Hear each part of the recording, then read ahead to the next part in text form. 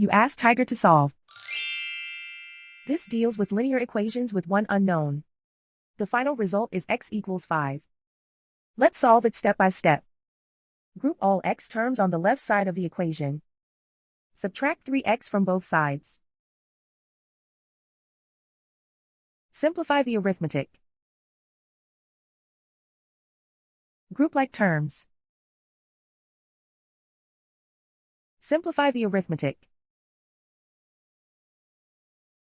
Isolate the x. Divide both sides by 2. Simplify the fraction. Find the greatest common factor of the numerator and denominator. Factor out and cancel the greatest common factor.